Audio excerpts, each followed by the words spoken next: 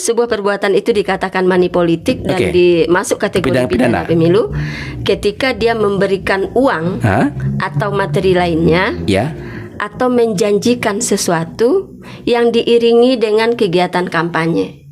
Kita lihat sisi lain. Assalamualaikum warahmatullahi wabarakatuh. Bapak Ibu sahabat setia, sisi lain Aspen sedang dan bahagia kembali hadir menyapa sahabat dari berbagai kegiatan atau aktivitas, dan kita doakan pada kesempatan kali ini tetap semangat, sukses dalam mengerjakan rencana-rencana kebaikan yang kita lakukan. Kembali kita hadir di ruangan inspirasi penuh informasi dan kita saling berbagi untuk bisa saling menguatkan di podcast sederhana ini. Dan kali ini kita kembali didatangi orang spesial yang luar biasa. Nama beliau adalah Ibu Eri Fatria SAG MH Cemet. Kita sapa dulu beliau. Assalamualaikum warahmatullahi wabarakatuh. Waalaikumsalam warahmatullahi wabarakatuh. Apa kabar Bu? Alhamdulillah, kabar baik. Alhamdulillah. Ibu terima kasih. Ibu panggilan sehari-hari Bu Eri. Bu Eri.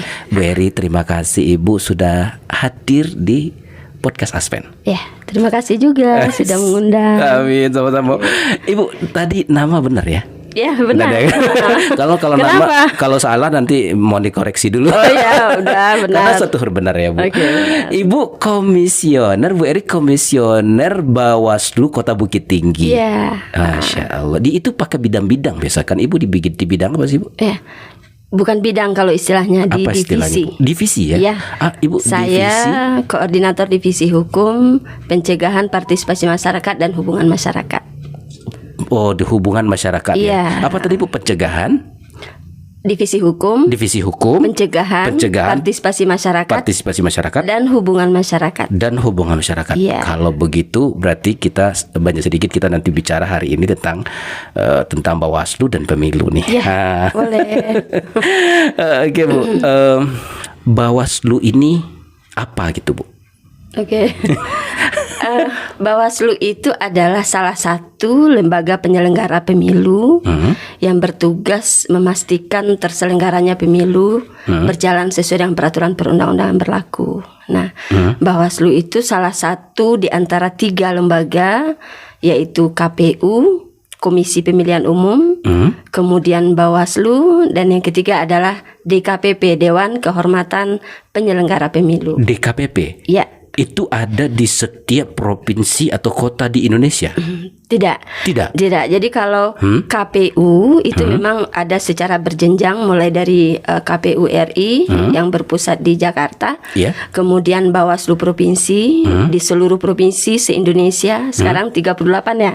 38. Nah, kemudian di kabupaten kota, KPU kabupaten kota, seterusnya di kecamatan, di kelurahan, dan terakhir nanti di TPS. Di TPS. Jajaran KPU. KPU ya Bu ya. KPU itu sebagai pelaksana teknis dari proses penyelenggaraan pemilu.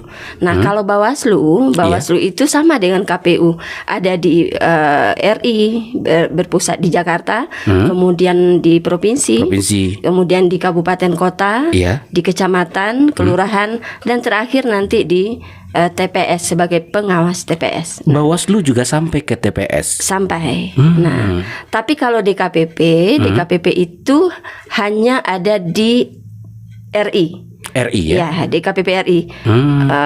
Tapi dalam penanganan kasus-kasus pelanggaran kode etik oleh penyelenggara pemilu, itu ada istilahnya TPD, Tim Pemeriksa Daerah. Tim Pemeriksa Daerah. Ya, Tim Pemeriksa Daerah itu bertempat di provinsi. Jadi ketika ada kasus di provinsi, di kabupaten kota, maka yang menangani kasus tersebut adalah TPD, Tim Pemeriksa Daerah. Tim Pemeriksa Daerah. Ya, walaupun nanti juga didampingi oleh DKPP dari RI yang berada di RI. Nah. Wah luar biasa. Jadi kita dapat informasi ini berarti penyelenggara pemilu itu ada 3 berarti tadi. Ada KPU, ada Bawaslu, ada DKPP ya. Sahabat luar biasa nih. Tapi sebelum kita lanjutkan bincang-bincang pemilu, kita penasaran Bu Eri itu siapa sih gitu? Ibu biasa saja, orang biasa saja. Ibu Bu Eri ini anak keberapa sih Bu? Saya anak Bungsu. Anak bungsu. Dari 9 bersaudara. 9 bersaudara. Iya. Kalau yang paling besar? Yang paling besar abang saya sudah meninggal ya tahun 2010. 2010. Ya. Kemudian yang nomor 2 juga sudah meninggal. Oh. Ya. Iya, betul. Nomor 3 masih, 4 masih, 5 sudah meninggal juga. Sudah meninggal. Okay. Ya. Sebenarnya yang tinggal lagi sekarang berempat. Berempat orang ya? Iya, 4 orang. Jadi dari 9 tinggal 4 orang ya Bu? Iya. Kalau Bu Heri dulu kalau sebentar, kalau ibu ibu sudah punya anak berapa gitu Bu? Anak saya 3. 3 sudah besar kali Bu ya? Yang besar kuliah semester 11, semester 9. Ya, itu anak Covid itu, Ustaz. Anak Covid gimana sih? Anak Covid. Lulusan Covid ya? Iya, jadi sarjana Covid. 1 tahun masuk kuliah itu langsung COVID. Jadi ya? hampir 2 tahun ya Ustaz ya waktu itu. Tidak hanya kuliah daring. Nah, sekolah selalu kuliahnya selalu di rumah. Di rumah ya. Iya. Kemudian yang nomor 2 di Parabe kelas Parabe Bu ya. Iya, kelas 6. Kelas 6 ya. Kemudian yang nomor 3 kelas 4 di Parabe juga. Di Parabe juga ya. Masya Allah, luar biasa nih sahabat. Semoga berkah nih buat amin ya Allah. Buat anak ibu. Kalau yang uminya nih, tadi anak-anaknya di Parabe. Kita ibu kan komisioner tadi juga bagian hukum masyarakat. Berarti ibu dulu lulusan hukum. Iya, hukum Islam. Hukum Islam. Iya. Ibu berarti sarjana IAIN? Saya di IAIN Garege. Ya, itu jurusan saya peradilan agama, Fakultas Syariah. Peradilan agama. Ya, jadi dulu itu jurusan peradilan agama namanya, yang sekarang dirubah menjadi Ahwalus Sasyah. Iya, AS. Oh iya. Ya, di zaman saya itu AS Bu. Ustadz masih AS ya. AS, ya. Sebelum ibu berarti PA namanya. Peradilan agama. Jadi peradilan agama tamat 97. Nah, kemudian saya juga di S2-nya juga hukum Islam. Hukum Islam juga. Ya. Sekarang komisioner Bawaslu. Sahabat, wah luar biasa, bisa ya. Jadi kadang-kadang anekdot kita kuliah ini, maaf pemirsa ini dikit bicara, karena rupanya satu ini ya. Kadang kalau dulu IAIN tuh seakan-akan nggak bisa ternyata duduk juga ini ya. Bisa semuanya kayaknya Bu ya. Iya. Jadi kalau di Bawaslu itu tidak ada juga jurusan yang disyaratkan. Oh gitu. Iya. Jadi boleh saja. Kalau dulu itu syaratnya S1. Sarjana S1. Nah, kalau sekarang udah S1, jadi dari jurusan apapun itu dibenarkan. Nah, jadi termasuk saya juga gitu. Kita bangga juga nih sebagai alumni. Oh iya. Luar biasa ya Bu. Kalau di sini ada juga tuh Bu. Kalau di sini Ustadz kita yang bina di sini, nama beliau tuh mungkin kalau pernah tidak ketemu sama Ibu waktu masih, nama beliau tuh sekarang beliau sudah jadi Dr. Aidil Alvin. Nah, beliau juga sedang membantu kami di sini insyaallah. Mana tahu nampak sekilas di sana, mungkin pernah nampak sekilas ya. Beliau kalau tidak salah tamatan di sini juga nampak dulu setiap saat itu. Nampak setiap saat ya. Nampak setiap saat ya. Aduh pemirsa. Kalau udah lama enggak kelihatan, enggak nampak, jadi puyeng. Aduh sahabat, luar biasa nih. Jadi ini adalah orang rumahnya. Jadi kadang-kadang kita gini Ustadz, kalau di rumah kan kita cerita ya Ustadz ya. Kalau Ustadz itu kan dari SMP, SD ya, SD, SMP, SMA, jurusan fisika. Benar, sekarang jadi seperti ketemu yang kita lihat gitu ya. Benar ya. Nah, itu kebalik dengan saya gitu. Ibu kebalik. Contoh kalau Ibu gimana? Ya, kalau saya kan SD, habis itu sanawiyah, masuk pesantren. Oh, Ibu lulus pesantren? Iya. Di pesantren mana Bu? Saya Sumatera Toli Parabe juga. Oh, Parabe juga. Iya. Di Parabe. Oke. Nah, dari Parabe kemudian masuk jurusan syariah, ambil S1 syariah, S2 juga hukum Islam. Nah, sekarang terdamparnya di sini. Oh gitu. Jadi kita cerita gitu. Iya.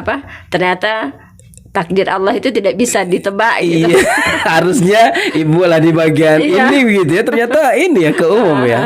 Iya. Oh iya luar biasa. Jadi nih, kadang sahabat. kita juga cerita tuh Ustaz. Apa tuh? Gary?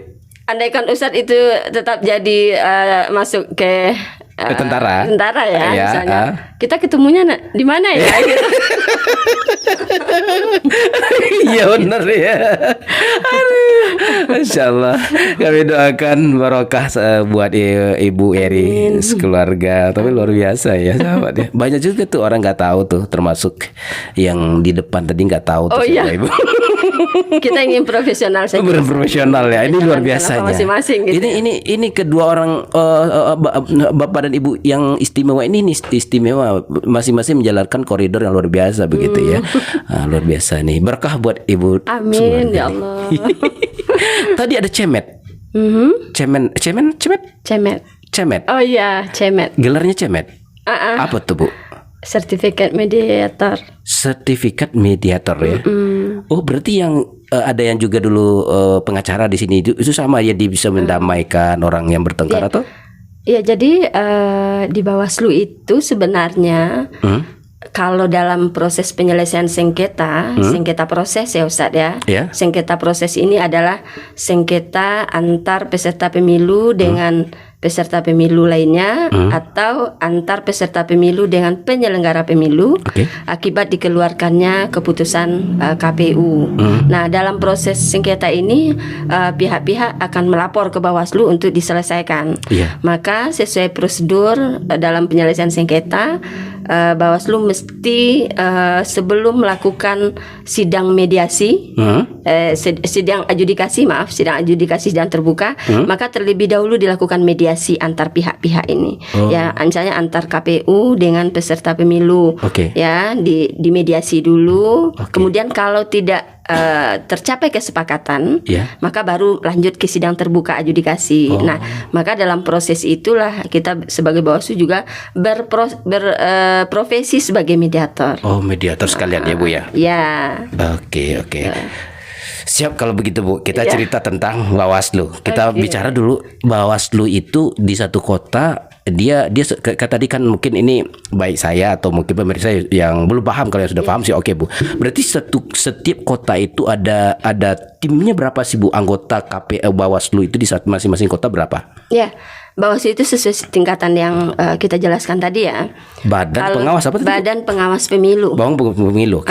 Kalau badan pengawas pemilu itu adalah yang dimaksud di situ adalah Bawaslu RI yang berpusat di RI. Bawaslu RI. Ya, nah di sana komisionernya ada 5. Komisionernya ada 5. Ada 5 dan bertugas untuk seluruh wilayah Indonesia. Berlima komisionernya untuk seluruh Indonesia Bawaslu RI. Oke, terus Bu. Kemudian ada di Bawaslu Provinsi. Bawaslu Provinsi. Ya, Bawaslu Provinsi ini nanti ada yang jumlahnya 7, ada yang jumlahnya 5 tergantung jumlah penduduk. Oh, semakin banyak jumlahnya Bu ya. Nah, kemudian Bawaslu Kabupaten Kota juga ada yang 5 komisionernya, ada yang 3. Oh, ada yang 5, ada yang 3. Ya, kalau di Sumatera Barat itu yang 5 itu cuma 3.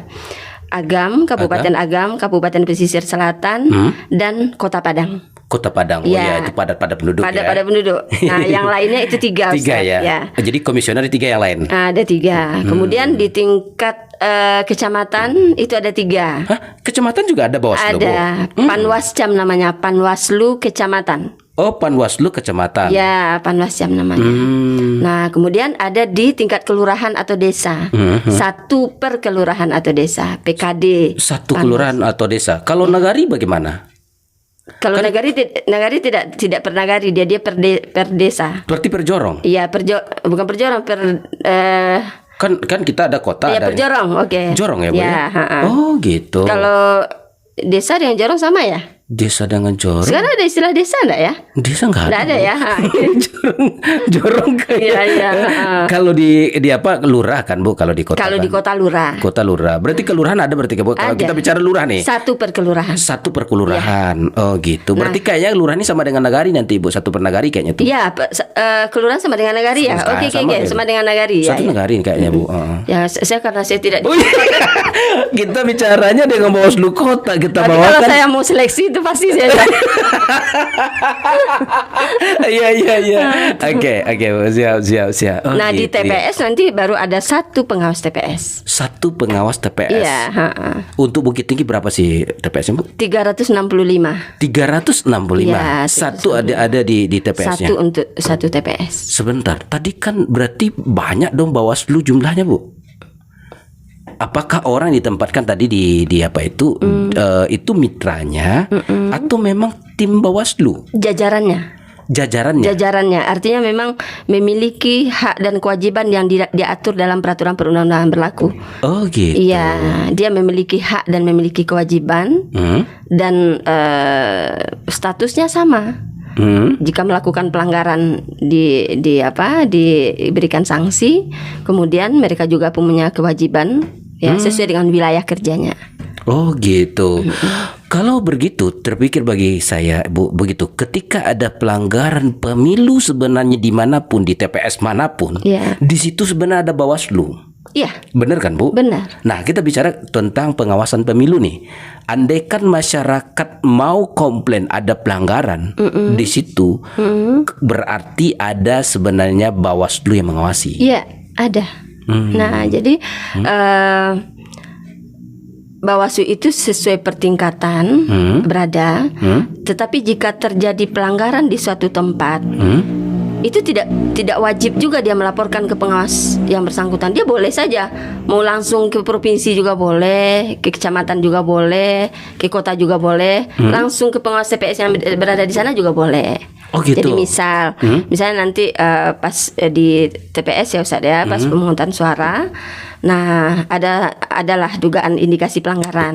Sementara dia tidak kenal, misalnya Bawaslu di situ ya. Bawaslu di sana, pengawas TPS-nya tidak kenal. Sementara dia kenalnya dengan saya misalnya. Nah, saya kan di tingkat kota. Dia boleh langsung lapor ke saya gitu. Jadi tidak mesti di kelurahan harus lapor ke Panwaslu kelurahan. Di kecamatan silakan melapor ke pengawas yang dia kenal. Nah, artinya kalau begitu siapapun warga negara yang melihat pelanggaran pemilu itu boleh melaporkan kepada Bawaslu manapun. Boleh.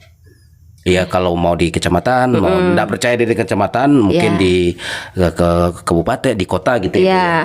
Gitu. Tapi nanti penyelesaiannya, nah di sanalah misalnya yang melaporkan di kelurahan A misalnya. Nah kemudian ada pelanggaran pidana misalnya Ustaz. Nah dilaporkan ke Bawaslu provinsi, dia kenalnya cuma Bawaslu provinsi. Nah nanti Bawaslu provinsi akan mendelegasikan ke Panwaslu kabupaten, Bawaslu kabupaten kota untuk menyelesaikan atau ke Panwaslu kecamatan. Karena yang bisa menangani pelanggaran itu hanya di tingkat kecamatan ke atas. Ke atas ya? Ya. Jadi gitu. kalau kalau Bawaslu Panwaslu kelurahan atau pengawas TPS, kalau persoalan itu bisa diselesaikan di tempat itu boleh. Tapi kalau sifatnya sudah melalui sidang adjudikasi, sidang terbuka atau dugaan pidana pemilu, nah itu mereka tidak bisa menyelesaikan. Mereka akan meneruskan ke tingkat di atas. Oh gitu. Saya jadi terpikir begini, Bu, saya jemput bola di sini. Berarti bentuk-bentuk pelanggaran pemilu tadi Ibu sebutkan ada bentuknya ternyata pidana. Iya. Boleh Bu kami dikasih tahu tentang bentuk pelanggaran pemilu apa saja sih? Bentuk pelanggaran pemilu itu ada 4. Yang pertama pelanggaran administrasi pemilu, pelanggaran terhadap tata cara, mekanisme dan prosedur pemilu. Pelaksanaan tahapan ya. Pelaksanaan tahapan itu di mana posisinya tuh, Bu? Berarti kayak masang baliho? Masang baliho bisa. Kemudian yang dilakukan oleh KPU, misalnya KPU dalam menerima pendaftaran misalnya pencalonan. Bawaslu juga mengawasi KPU? Iya. Oh gitu. Ya, kita mengawasi semua. Oh, jadi Bawaslu mengawasi semua dari keterlibatan prosedur penyelenggara peserta pemilu, dalam hal ini partai politik. Berarti partai politik, KPU sebagai penyelenggara, Pemilih juga. Oke. Ya. Kemudian masyarakat, kemudian TNI, Polri, ASN, kita awasi juga. Oh, gitu. Walaupun nanti proses yang menangani penanganan pelanggarannya dan sanksinya nanti diserahkan ke KASN. Oh, Ya. adalah komisinya nanti. Ya, komisinya dia yang menindaklanjuti ya. kita yang merekomendasikan bahwa setelah dilakukan klarifikasi Orang dan ini terindikator. memang ada dugaan pelanggaran, maka diteruskan rekomendasi ke KSN. KSN lah nanti yang memproses selanjutnya dan memberikan sanksi. Oke. Oh gitu Bu ya. Berarti ada personal, ada partai politik begitu ya Bu. Jadi semuanya kita tadi sanksi administratif tadi kan, Bu? administrasi, pelanggaran administrasi. Oke. Nah, kemudian ada pelanggaran kode etik. Pelanggaran kode etik. Pelanggaran kode etik itu adalah pelanggaran oleh penyelenggara pemilu, KPU berarti. baik KPU dan jajaran maupun Bawaslu dan jajaran. Nah, pelanggaran kode etik itu Bawaslu dan jajaran berarti Bawaslu bisa mengawasi Bawaslu. iya. Luar biasa ternyata. Ya banyak Oke. Bawaslu yang jajarannya bermasalah, maka kita wajib itu menjadikan temuan pelanggaran. gitu ya. Wajib kita lakukan prosesnya dan ujung-ujungnya nanti kita serahkan ke DKPP. Oh, yang tadi ya, yang 3 tadi ya. Ya, jadi ketika ada temuan atau laporan dugaan pelanggaran, lalu kita lakukan kajian, ternyata ini adalah pelanggaran kode etik, Iya. maka kita teruskan ke DKPP. Iya. Ya, melalui Bawaslu provinsi kalau Bawaslu kabupaten kota, kemudian diteruskan ke ditindaklanjuti DKPP, ke DKPP. maka DKPP lah nanti yang akan menindaklanjuti dengan persidangan adjudikasi juga. Persidangan adjudikasi itu dilakukan di nasional. Biasanya di provinsi Provinsi. dilaksanakan. Bentuk hukuman kalau seandainya yang lakukan pelanggaran itu adalah Bawaslu sendiri. Baik itu Bawaslu Iya. maupun KPU, sanksinya ada yang diberhentikan tetap, Oh, berhentikan tetap. banyak. Ada yang diberhentikan sementara, ada yang diberikan peringatan, ada peringatan keras, ada gitu. pemberhentian dari ketua atau pemberhentian dari koordinator divisi. Oh, gitu ya. Nah, misalnya saya kan divisi saya yang tadi Iya, iya, hukum, iya. Hukum, HP2. Jadi kalau kita singkatnya HP2 ya. Hukum partisipasi masyarakat, hukum pencegahan partisipasi masyarakat dan hubungan masyarakat HP2H. Nah, hubungan masyarakat ya, Bu. ya. Itu lebih detailnya artinya Bawaslu pun mengajak masyarakat untuk mengawasi bagian pelanggaran inti begitu kan, Bu? Oleh penyelenggara, iya. Oleh penyelenggara ya. Jadi masyarakat juga tidak hanya mengawasi partai, kawan-kawan dari peserta pemilu, tapi juga mengawasi penyelenggara pemilu, baik KPU maupun Bawaslu. Wah, ini jadi asik nih, warga negara harus banyak tahu ini. Oke, Bu. Oh, gitu ya. Saya udah 6 kali kena DKPP. DKPP? Iya. Itu faktor apa, Bu? Banyak. Jadi Itu dilaporkan oleh Bawaslu sendiri kan? Berarti? bukan oleh masyarakat. Oleh masyarakat. Iya. Wih, tapi akhirnya tidak terbukti. 1 kali kena peringatan. Bentuk seandainya ini kan berarti artinya Bawaslu benar-benar netral kan, Bu? Iya. Kalau seandainya sekarang misalnya setiap warga negara berhak untuk memilih, dipilih, mencalonkan dan dicalonkan. Iya. Benar kan, Bu? Iya, benar. Sekarang ini saya terpikir begini, Bawaslu kan dia juga punya keluarga yang pada akhirnya mungkin dia juga anggota partai politik, peserta dari pemilu. Iya. Artinya dia bagaimana yang harus dilakukan, bagaimana caranya agar masyarakat tahu agar supaya bisa netral, apa langkah-langkahnya itu? Oh gitu. Iya, jadi yang dilarang itu di dalam sebagai penyelenggara pemilu itu adalah suami istri sesama penyelenggara. Nah, itu tidak dibenarkan Oh, tidak boleh ya? dalam satu pernikahan. Jadi misalnya kayak ibu dengan Buya, Iya. ibu Buya contoh Buya nih, beliau adalah caleg misalnya kan? Iya. Ibu jadi Bawaslu nggak boleh? Bukan. Hah? Saya Bawaslu, beliau KPU misalnya. Oh gitu, Nah, itu tidak dibenarkan. oh gitu ya. Tapi kalau caleg, Iya? misalnya saya Ah? Bawaslu, beliau misalnya caleg, ya itu boleh-boleh saja. Boleh-boleh saja, ya. Hanya saja ada beberapa hal yang perlu diperhatikan. Misalnya, Ntar, kan Bawaslu netral. Iya. Bisa dong kemana-mana jalannya. Ntar. Ibunya jalan berdua tuh nggak boleh. jalan berdua boleh. Oh, boleh. Boleh. Tapi atau saya pribadi ya. Ya, yang dilarang itu misalnya bertindak aktif. Oh gitu. Ya. Taruh Buya pergi satu kampanye, lalu ibu sebagai seorang istri hadir di situ. Iya, tapi pasif. Pasif. Pasif. Boleh kan hadir? Oh gitu ya, rumit-rumit sulit. Boleh. Oh Jadi gitu boleh. ya. Nah, Oke. hanya nanti diumumkan ke publik bahwa kita ada hubungan keluarga dengan seseorang yang sebagai caleg misalnya, harus kita umumkan ke publik. Kemudian diantaranya juga seandainya ada kasus, ada persoalan-persoalan, nah kita tidak ikut Dalam menangani hal itu ya. Kita serahkan ke teman-teman kita yang lain. Gitu. Iya. Nah, jadi kalau Ustadz tadi bertanya gimana menjaga netralitasnya seperti apa? Nah, seperti itu. Oh gitu ya. Berarti kita umumkan juga ke publik agar sebenarnya ibu tidak berpihak kepada tertentu begitu ya. Tapi memang ini orang sebelahan kita gitu ya. Ya, itu kan. Oke. Siap Bu. Ntar. Jadi tadi pelanggarannya berapa saja Bu? Sudah tadi ya. Ada pelanggaran Administrasi, kode etik. Nah, seterusnya pelanggaran pidana pemilu. Pidana pemilu. Ya, pidana pemilu itu pelanggaran terhadap pasal-pasal pidana yang ada dalam Undang-Undang Nomor 7 tahun 2017. Nah, apa Bu? Ya, pidananya? Banyak, misalnya melanggar money politik misalnya. Money politik masuk pidana? Masuk pidana. Aduh, atau sebentar Bu, saya harus memasukkan data. dulu. Money politik pidana Bu? Iya, pidana. Dan itu diterjemahkan seperti apa? Bagi-bagi uang itu pelanggaran itu tidak Bu?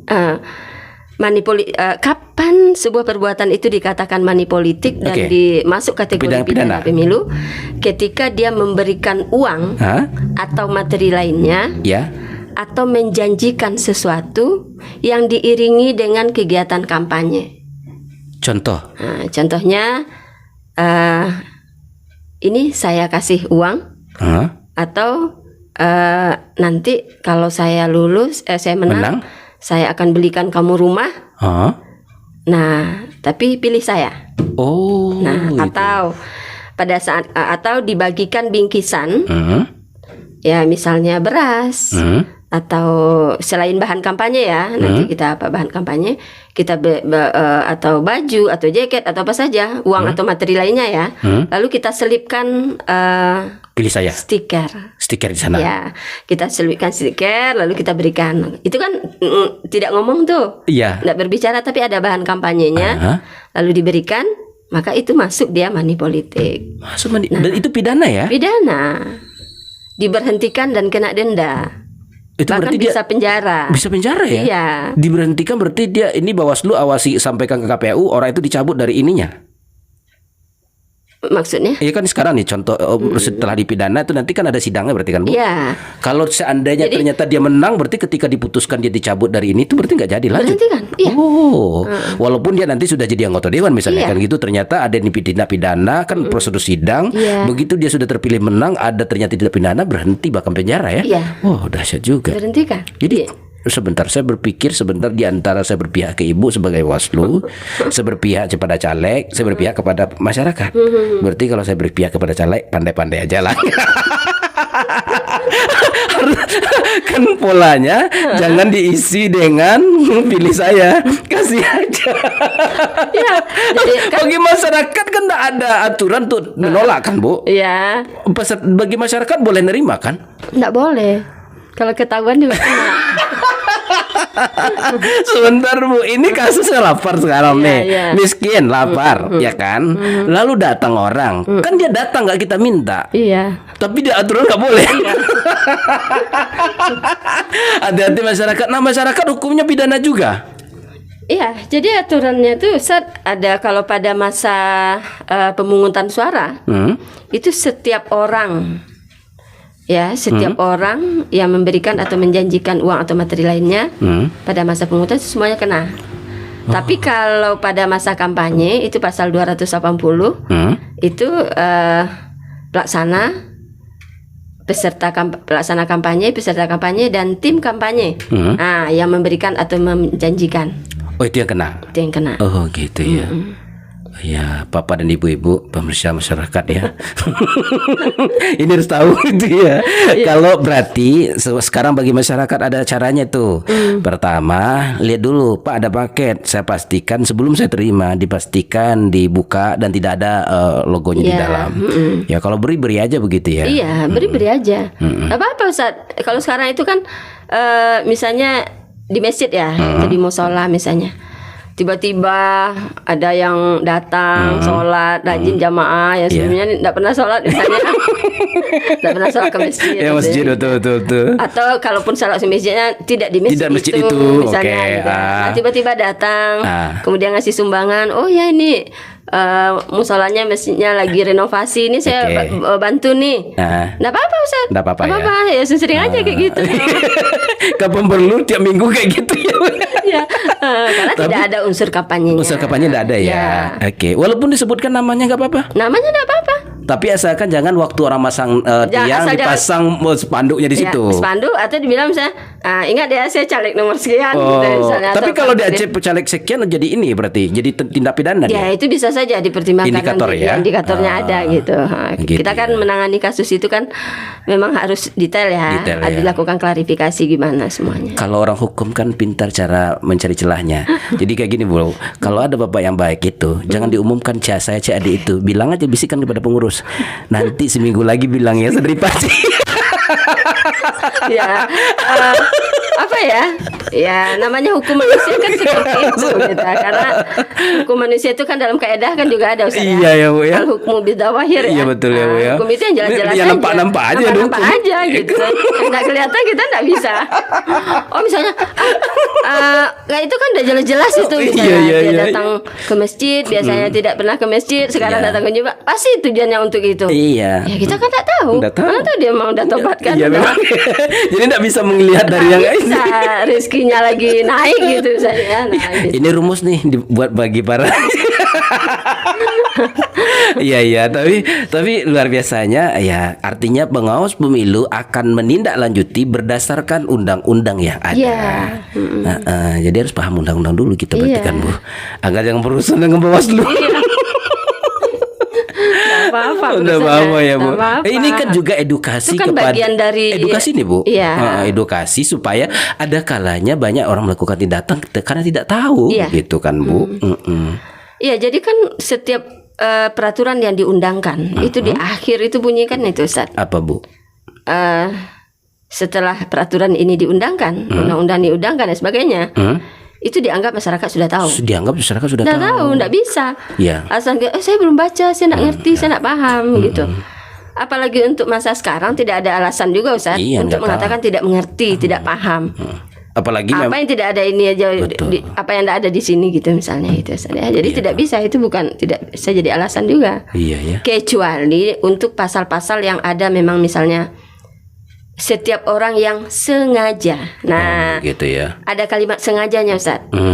Nah, itu akan dilihat nanti faktor-faktor yang menunjukkan bahwa memang ada indikasi kesengajaan. Nah, gitu. Tapi kalau kalimat sengajanya tidak ada ya, kalau udah terjadi ya udah kena gitu Ustaz. Nah, itu yang kita sayangkan. Bagi masyarakat yang akibat ketidakpahaman mereka mereka jadi kena. Nah, itu makanya Bawaslu memang sudah melakukan perjanjian kerjasama, MOU, Memorandum of Understanding gitu ya, dengan berbagai pihak, berbagai instansi, berbagai organisasi.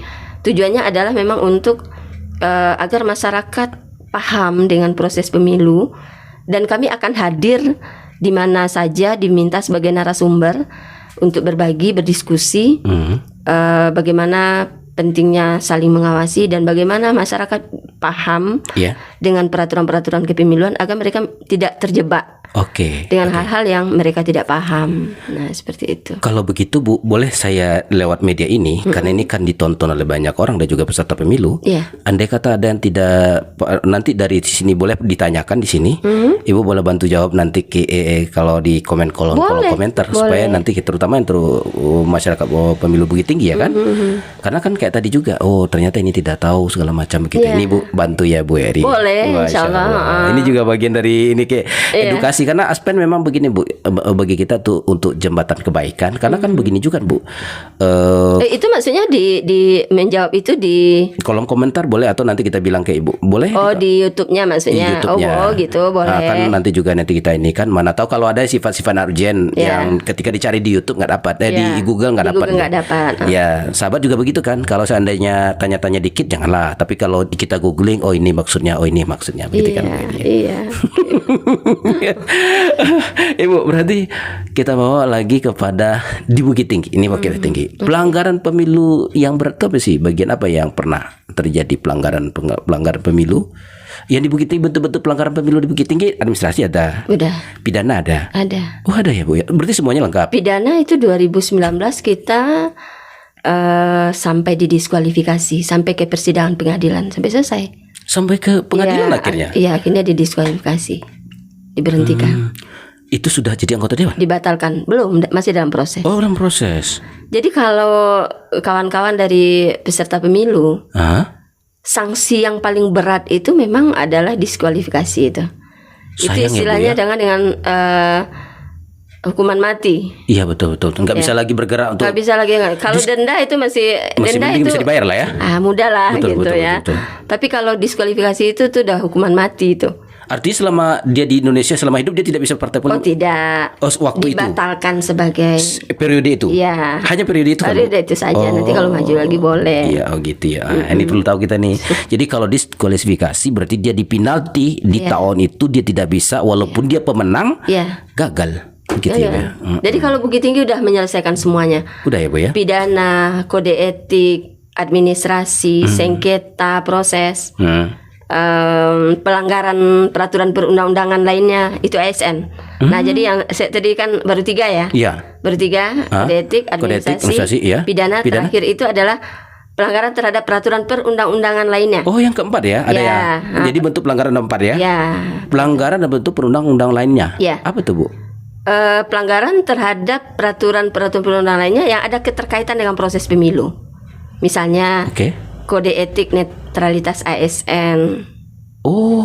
Nah, itu Kalau dilihat ASN, mohon maaf, seperti bapak-bapak kita di tentara, polisi, Iya. pegawai negeri, ketika masyarakat melihat dia tidak Netral, iya, dan- boleh dilaporkan kepada Bawaslu. boleh. Masya Allah, luar biasa ya. Iya.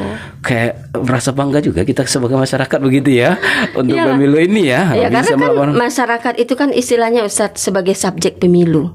Oh iya ya. Iya.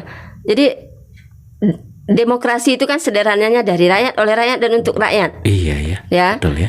Jadi artinya rakyat memiliki kedaulatan penuh untuk menentukan bagaimana proses demokrasi ini, proses pemilu ini berjalan sesuai dengan peraturan perundang-undangan berlaku, agar nanti menghasilkan pemimpin-pemimpin, wakil-wakil rakyat Iya. yang mau mengemban amanah rakyat. Oh, Nah kan seperti itu. benar ya. Iya. Jadi ketika terlihat ada indikasi misalnya ada pihak-pihak yang sudah tidak berjalan sesuai aturan, itu hak rakyat sebenarnya untuk mengadukan, untuk memproses dan sebagainya. Kalau memproses Bawaslu ya, Ya. Mengadukan. melaporkan gitu. Karena itu kan akan mengganggu nanti jika betul. dia berhasil menduduki kursi sebagai wakil rakyat, sebagai presiden, gubernur, wali kota dan bupati dengan cara-cara yang tidak sesuai dengan aturan. Perundang-undangannya ya, tadi ya. Peraturan. Nah, sehingga nanti ketika dia duduk, itu kan sudah jelas saja muaranya bagaimana apa yang mesti dia lakukan. Makanya masyarakat memiliki hak untuk melaporkan. Kalau begitu, Bu, saya pikir-pikir begini. Kadang-kadang masyarakat untuk apa pemilu rasanya mohon maaf nih, mohon maaf. Iya. Kacurang aja atau kayak gitu. Ini kalau begitu sebenarnya itu masyarakat juga salah. Oke. Kalau memang nampak curang, hati-hati. Kalau memang nampak curang, ini jalurnya untuk mengadukan. Kalau tidak nampak curang, jangan bilang-bilang curang. Iya. Ini kan jadi fitnah nanti, Iya. Bu. Jangan mete-mete bahwa kita sepertinya curang. Oh, gitu. apa? Untuk apa kita Iya, pemilu. ngurus-ngurus pemilu Iya, gitu iya. ya. Nasib kita kan gitu-gitu juga. Iya, betul. Dia jadi presiden, dia jadi wali kota, bupati, kita tetap jadi petani. Betul. Kita tetap pegawai rendahan. rendahan. Kita tetap jadi pedagang itu ya. Ya, jadi begini. Yang bisa merubah nasib kita itu kan memang kita. Nah, ini kan Itu rumusnya ya. Oke. ada rumusnya ya. Rumusnya dalam apa, Ustaz? Dalam apa sih, Bu? Innallaha la yughayyiru ma bianfusihim. Iya. Dan seterusnya ya, Ustaz. Innallaha la yughayyiru ma bi'afsihim. Iya. Allah tidak akan mengubah nasib kamu. Iya, Hatta yuhibbu. bisa. Terus Jadi untuk merubah nasib kita, mau jadi dari petani, mau jadi pegawai, itu kan kita. Tapi kalau untuk berpolitik, untuk hal berpolitik, yang akan menambah nasib kita itu bukan presiden, bukan wali kota, bukan gubernur, bukan seperti itu. Ya, kita tidak melihat dari sisi itunya. Iya. Tapi yang kita lihat adalah bagaimana pemimpin-pemimpin kita, wakil-wakil rakyat kita itu memang menjalankan tugas fungsinya ketika dia sudah duduk. Nah, oleh sebab itu, siapa yang memiliki tanggung jawab untuk memastikan bahwa orang-orang terpilih ini adalah orang-orang yang benar-benar amanah? Tentu pemilih. Oh iya ya. Ya, tentu pemilih. Pemilih lah yang menentukan ini orangnya berintegritas. Betul. Ini orangnya memiliki kapabilitas. Ini orangnya sudah emang ahli. Ini sehingga dia nanti mampu menjalankan tugas dan kewajibannya. Nah, seperti itu sehingga dia mampu membawa negara besar ini misalnya gitu ya. Nah, tapi kalau misalnya kita tidak peduli, kita membiarkan pelanggaran, membiarkan kecurangan, maka itu akan melahirkan pemimpin wakil-wakil rakyat yang tentu juga nanti tidak berpotensi untuk berbuat curang di saat dia menduduki jabatan. Ya. Nah, persoalan keterpilihan, persoalan apakah nasib kita atau berubah atau tidak, itu usaha dan takdir Allah kan seperti itu. Nah, yang penting kita awasi, kita pastikan bahwa orang yang terpilih ini adalah orang-orang yang berintegritas. Iya, yang mampu amanah, yang mampu memegang amanah. Iya. Nah, persoalan siapa yang akan menang itu bukan urusan kita. Iya. Tapi upaya kita dari kita dulu ya. Upayanya dari kita dulu, biar Allah itu yang menentukan. Iya, betul ya. Ya. Jadi nggak boleh putus asa juga. Nggak boleh putus asa, Ustaz. Nah, kita juga tidak bisa juga mengatakan itu bukan urusan kita. Misalnya hidup kita kan juga seperti ini, salah. Salah, betul. Karena pemimpin-pemimpin yang terpilih hasil pemilu, ya semuanya ya, presiden, legislatif dan semuanya itu akan melahirkan kebijakan-kebijakan politik. Betul. Akan melahirkan keputusan-keputusan politik, di mana keputusan-keputusan politik itu semuanya, hampir semuanya ya, janganlah semuanya, hampir semuanya itu bersentuhan dengan hidup kita. Iya. Harga sembako itu lahir dari siapa? Iya. Siapa yang melahirkan?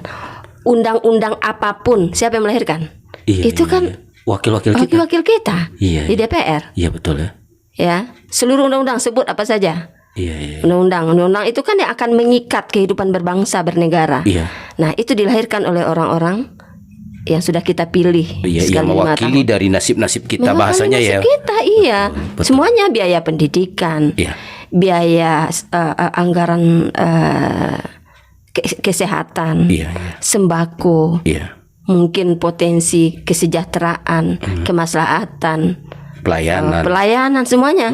Itu kan diatur oleh wakil-wakil yang kita pilih, baik itu melalui undang-undang, peraturan dan sebagainya.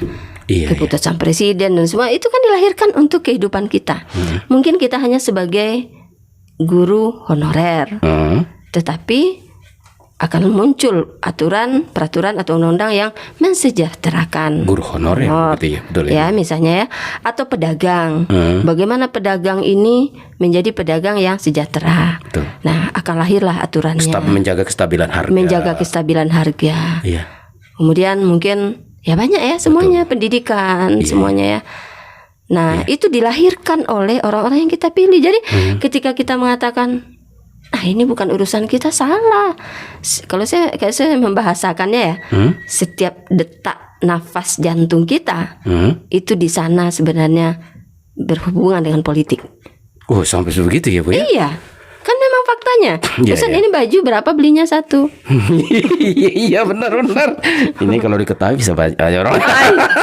Nanti Ustaz juga mau beli beras ya, untuk apa? Siapa yang menentukan harganya? Beli minyak siapa yang menentukan harganya? Sampai beli sayur pun. Betul. Nah, itu udah yang diatur. Daging segala macam ya. Semuanya, apalagi BBM dan sebagainya itu udah jelas itu ya. Nah, jadi makanya salah ketika kita mengatakan kita tidak peduli karena itu bukan urusan kita. Nah, kalau saya dulu Ustaz ya, waktu saya kuliah atau waktu saya mulai tahu lah ya dengan proses pemilu, udah 17 tahun. Itu saya mengira bahwa pemilu itu hanya mencoblos pada hari H. Iya. Ya. Saya tidak tahu. Sama kayak saya juga begitu, Bu. Kalau sekarang udah tahu ya? Oh, enggak juga. Udah tahu. Sekarang udah tahu lah. Lagi sudah berhadapan dengan Bawaslu. Jadi saya mengira dulu Iya. hari H saja. Betul. Ternyata setelah saya masuk ke penyelenggara pemilu, barulah saya paham. Iya. 20 bulan menjelang pemungutan suara 14 Februari ini, Iya. itu tahapan sudah Dilakukan berjalan. ya, Bu, ya. Sudah dilakukan. Yang semestinya itu dipahami, dikawal oleh semua masyarakat. Semuanya, mulai pemutakhiran data pemilih. Kita udah saya mau milih pasangan ini gitu. Nomor ini, pokoknya ini bagus, ini gini semuanya. Tapi kita tidak terdaftar di daftar pemilih. Daftar pemilih tetap. Oh iya ya. Iya. Kita tidak tahu. Memastikan Harus apakah nama kita masuk ke dalam nama kita daftar. masuk atau tidak. Karena kalau nama kita tidak terdaftar di DPT, nggak bisa milih kita. masih ada peluang milihnya, Ustaz. Nah, masih ada. Misalnya Oke. Ustaz tinggal di sini, katakan di sini ya. Ustaz tidak masuk DPT. Nah, tidak masuk DPT secara tidak langsung Ustaz juga tidak menerima surat pemberitahuan memilih. Iya.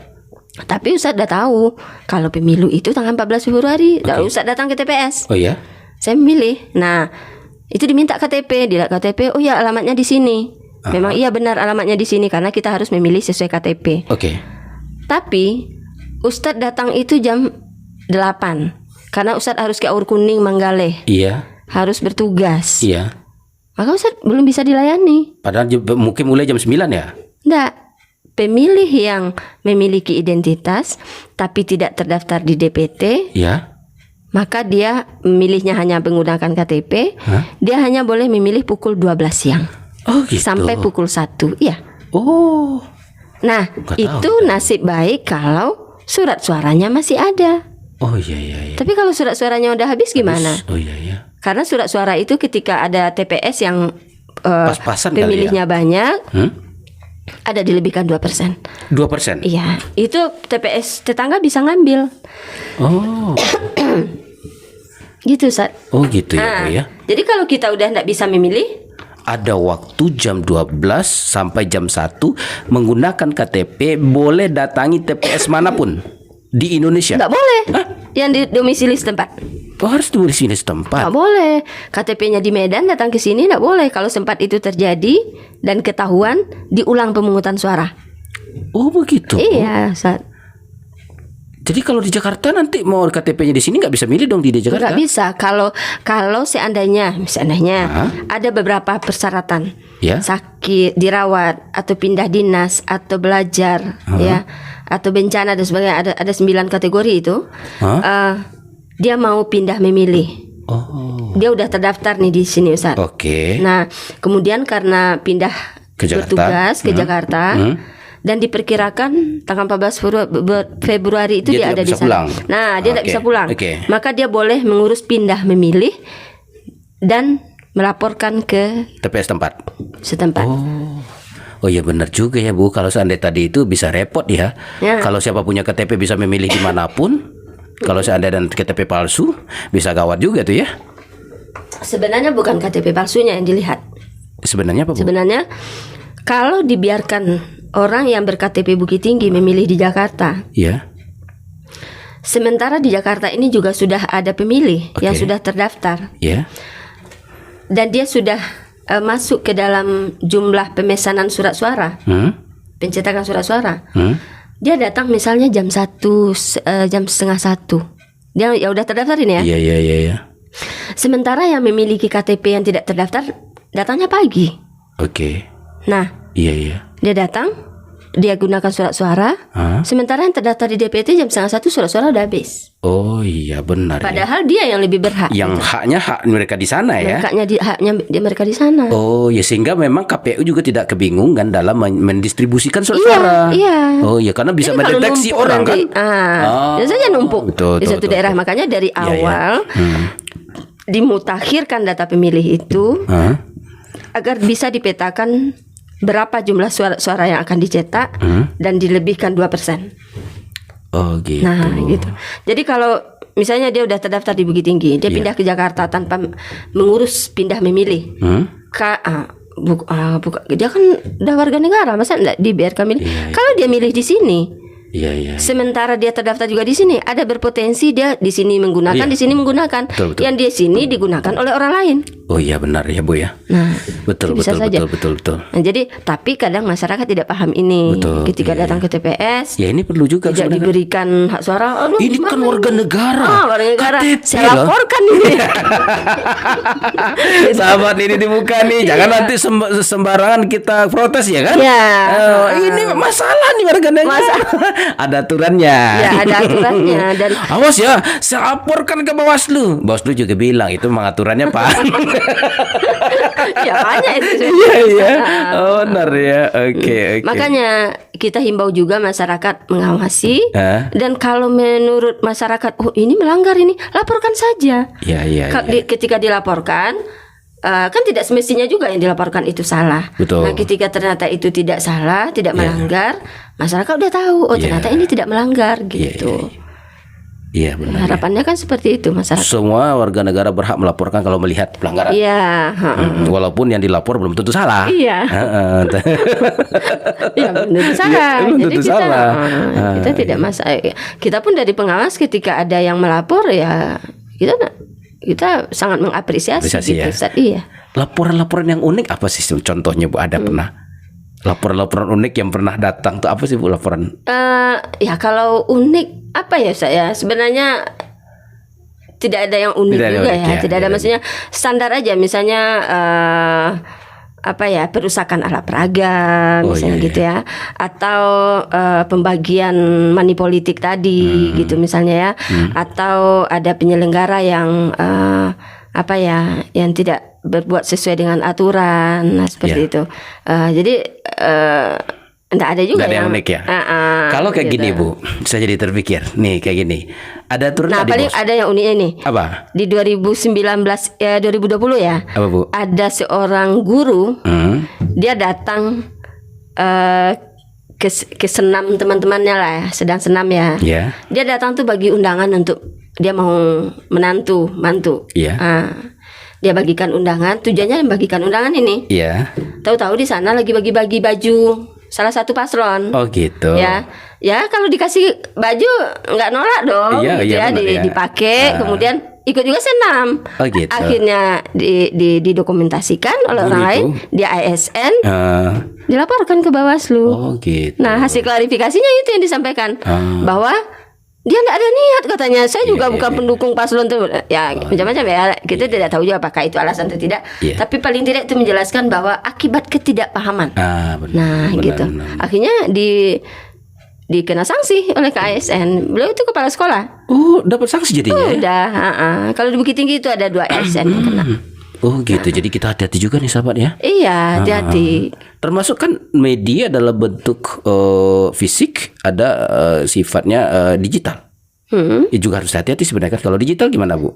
Maksudnya Kalau misalnya bagi-bagi dalam bentuk pelanggaran digital, maksud saya ada nggak? ada yang apa ya di medsos Medsos gitu. betul. Ada kita juga bagian pengawasan terhadap cyber internet. ya? Juga ada ya, cyber? Iya. Tapi nanti kita akan berkoordinasi dengan Ahli-ahli IT ya? IT kemudian nanti ke Mabes. Itu kan di sana itu. Iya, itu ya itu kalau seandainya kita temukan misalnya di media sosial ada dugaan-dugaan pelanggaran seperti itu, kita tidak bisa menindak langsung tapi bisa kita direkam, di screenshot dan sebagainya. Nah itu diserahkan kepada yang Mabes tadi. Oke, Ibu, saya jadi terpikir cyber ya, tim cyber ya. Saya jadi tim cyber dari Polri ya. Saya jadi terpikir begini, Bu, yang banyak kelihatan oleh pemilu kira-kira apa kesalahan-kesalahan yang terlihat yang mestinya dari peserta pemilu nih, yang terlihat tapi mungkin ketidaktahuan, ada nggak Bu? Misalnya saya pelaku ini, saya orang partai contohnya nih. Iya. Ada nggak Bawaslu melihat tapi nggak artinya memang ini kayaknya kebodohan yang mereka lakukan kayak gitu. Pernah ada nggak contoh Bu? Ada. Apa Bu? Ya misalnya ketika mereka membagi-bagikan uang tadi. Oh, uang ya. Bagi-bagikan uang, bagi-bagi beras, bagi-bagi minyak, bagi-bagi sembako, kemudian diselipkan kertas, kertas itu. tadi. Itu kan sangat merugikan diri sendiri. Merugikan diri sendiri gitu. Ketika ketika diselesaikan apalagi dilaporkan gitu. mungkin nanti ujung-ujungnya ada kadang-kadang pelanggaran-pelanggaran itu yang ujung-ujungnya karena tidak terpenuhi bukti ya. Karena kan kita memang tidak bisa memutus tanpa ada alat bukti yang kuat ya bahwa ini memang terpenuhi unsur pelanggaran. Fakta dan datanya Bu ya. Iya, gitu ya. Tetapi kita sudah menyita energi waktu untuk melakukan hal-hal yang demikian. Betul. Tapi ada juga bukan akibat ketidakpahaman, tapi nyoba-nyoba aja. Nyoba Bawaslu dia. Nyoba Bawaslu aja gitu ya. Ini Bawaslu nggak tahu ini. Nggak apa-apa nih ya, dikit aja gitu. Iya. Ada sebelum kampanye dimulai, ada yang ada gambar baliho, tapi ada gambar tusuk saya itu. Itu kayaknya disita oleh itu Bawaslu yang nyetat Bu. Ya, jadi gini. Itu dari tanggal 4. Jadi peserta pemilih caleg ini kan ditetapkan tanggal 3 November ya. 3 November. Sementara masa kampanye baru tanggal 28 November. Nah, rentang waktu dari tanggal 4 sampai tanggal 27 ini bagaimana gitu ya. Nah, di dalam PKPU itu dijelaskan adalah masa sosialisasi. Caleg-caleg yang sudah ditetapkan. Bukan masa kampanye. Kalau masa sosialisasi dia hanya sebatas memperkenalkan dirinya saja. Ya. Belum pilih saya. Bukan mengajak memilih saya. Walaupun mengajak memilih itu tidak mengucapkan ya saya, tapi kalau udah mencoblos itu kan udah mengajak nih pilih nih gitu. Jadi masa sosialisasi belum lagi masa kampanye, maka segala hal yang terindikasi terpenuhi unsur kampanye, maka itu kita tertibkan gitu. Berarti harus ada satu tagline yang mestinya bari Pak Caleg waktu itu tuh dia pasti tidak terindikasi bahwa itu masuk pelanggaran tapi mengajak. Kalau gini gimana Bu? Apa? Ini masa sosialisasi, jangan pilih saya karena ini belum masanya kampanye. Itu nggak masuk pelanggaran Bu, nggak masuk enggak kan Bu? Ini dia Pak Caleg harus tahu. Tapi udah lewat. Udah lewat. Jadi pandai-pandai kita tadi. Enggak ada ngajak. Tapi kalau tusuk judulnya pilih saya, betul nggak Bu? Jangan pilih saya. Ini masa sosialisasi. Nanti belum habis boleh. ini ramai nih. Nah, pilkada besok mana yang mau calon datang ya Ustaz. Datang. Ada ide lagi nggak? Ada Bu, ada nanti banyak ide kita. Pasti lewat dari Bawaslu. Benar kan Bu? Nggak pelanggaran. Nggak ada ajakan itu. Bawaslu juga gitu. Kalau memang nggak terpenuhi unsurnya. Nggak terpenuhi unsurnya. Tapi brandnya dapat. Bikinlah baliho besar-besar. Diberitahukan jangan pilih saya karena ini baru bersosialisasi. Nanti melakukan pelanggaran jika melakukan pemilihan saya. Ada-ada aja ya Bu ya. Jadi kalau kita lihat ya Ustaz, undang-undang itu namanya buatan manusia ya, bukan buatan Allah. Kalau buatan Allah itu kan sempurna. Pasti sempurna. Gak ada celahnya. Tapi namanya buatan manusia banyak celah. Baca aja. Tapi Bawaslu juga gitu. Kalau memang tidak masuk ke dalam peraturan yang melanggar buat apa dipusing gitu ya. Nggak mau juga kita buat apa. Nah, cuma kadang kan gini. Ketika jadi caleg banyak kawan-kawan yang caleg tapi sementara aturan nggak paham. Nah, itu disayangkan sebenarnya. Jadi yang bagus itu pahami aturan. Baru kita action Bu ya. Iya, sehingga setiap kita melangkah kita udah paham. Ini nggak apa-apa. Ini dia laporkan pun ya udah kita siap. Gitu. Kadang sayang juga loh kita loh Bu. Dibikin banyak-banyak tuh. Dibikin udah banyak. Dia ada tanda angkanya di situ. Kemudian maaf kita sensitif angka sekarang ya. Ada angka kemudian ditunjuk begitu kan? Itu kan harus dicopot kan Bu? Ajakan. Itu jadi kan sayang. Betul. Tapi ini bagi Bawaslu memang harus karena ini sudah ajakan. Iya itu dah. Jadi nggak ada cerita bukan nggak kasihan ya, tapi ini aturan. Menegakkan aturan gitu. Bukan nggak kasihan. Justru kalau tidak ditegakkan aturan itu yang kasihan. Ini kasihan kita, Bawaslu yang kasihan. Ibu, sebentar di ujung nih Bu. Apa namanya itu? Kan ada juga saya dengar tadi ada yang mitra dari Bawaslu. Siapa yang boleh menjadi mitra Bawaslu? Semuanya boleh. Semuanya boleh jadi mitra Bawaslu. Sebenarnya ada tagline Bawaslu ya Ustaz ya. Apa tuh Bu? Bersama rakyat awasi pemilu. Bersama Bawaslu tegakkan keadilan pemilu. Bersama rakyat awasi pemilu, bersama Bawaslu tegakkan keadilan pemilu. Jadi maksudnya adalah tagline itu dengan jumlah Bawaslu yang sudah disampaikan tadi yang relatif sangat sedikit dibandingkan jumlah masyarakat, jumlah wilayah ya yang harus diawasi. Itu sangat tidak maksimal Bawaslu untuk mengawasi. Oleh sebab itu Bawaslu menggandeng masyarakat bersama rakyat awasi pemilu. Ayo kita awasi pemilu bersama-sama. Jadi semua masyarakat, semua instansi, semua lembaga, semuanya itu adalah merupakan mitra kerja dari Bawaslu dalam melakukan pengawasan. Nah, kemudian bersama Bawaslu tegakkan keadilan pemilu. Bahwa memang Bawaslu adalah satu-satunya lembaga penyelenggara pemilu yang diberikan kewenangan untuk mengawasi, menegakkan aturan pemilu itu. Menegakkan aturan. Iya, jadi kan kita yang menangani kasus-kasus pemilu kan. Kalau KPU sifatnya administrator menghadirkan logistik pemilu, melaksanakan tahapan-tahapannya, pelaksananya dia. Soal melanggar tak melanggar berarti itu urusan nanti Bawaslu, bukan KPU. Bawaslu. Nah, gitu. Jadi semuanya adalah mitra Bawaslu. Iya. Siap Bu kalau begitu. Walaupun ada yang masih tertinggal nih, masih ingat, tapi saya boleh tanya atau tidak ya? Contoh yang kemarin kita dengar di berita bahwa ada yang sudah kedahuluan surat suara, itu masuk pelanggaran atau tidak, Bu? Oh ya, yang di Taiwan, Taipei Taipei. Ya, jadi pelanggaran atau tidak itu kan belum ditangani oleh Bawaslu. Tapi kalau informasi yang kita dengar itu karena di Taipei itu pos itu tutupnya lama karena hari raya hari raya. Oh iya. Kok ada hari raya dari agama mereka lah ya. Iya. Hari rayanya makanya dicepatkan. Itu maksudnya. Siap. Dicepatkan. Kan hari libur ya. Distribusinya. Faktor hari libur ya. Faktor hari libur itu dicepatkan distribusinya. Tapi persoalan apakah memang itu benar adanya atau karena yang informasinya kan seperti itu.